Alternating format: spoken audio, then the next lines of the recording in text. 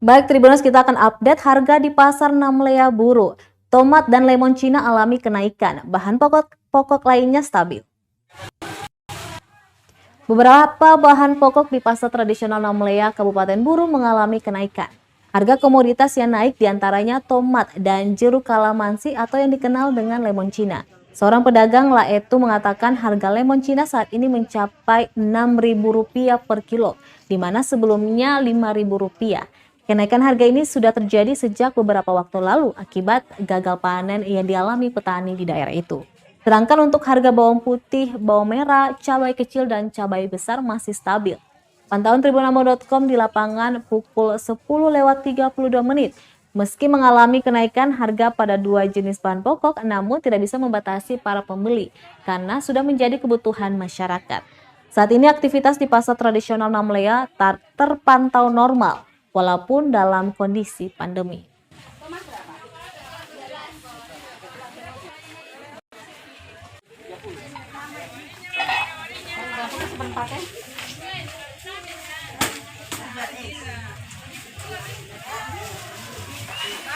Untuk sementara yang naik cuma tomat, lemon Cina, yang naik itu bawang putih, bawang merah, semua stabil, kecil, besar, harga stabil. Oke. Untuk harga yang naik ini kayak misalkan lemon ini berapa Pak dalam 1 kilo? 6.000. 6.000. Sebelumnya itu berapa?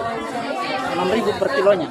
Lemon. Iya. Sebelum harga kenaikan harga itu berapa? 5.000. Oh, 5.000. Untuk tomat Pak? Untuk tomat stabilnya itu 8.000, ketinggiannya sekarang 13. 13. Terus kemudian untuk cilik kecil ini Sama stabil. sudah kecil stabil. Yang naik cuma lemon sama tomat. Tomat Kalau untuk bawang putih dan bawang merah ini seperti apa? stabil. Itu bawang putih sendiri per kilonya berapa Pak? 30.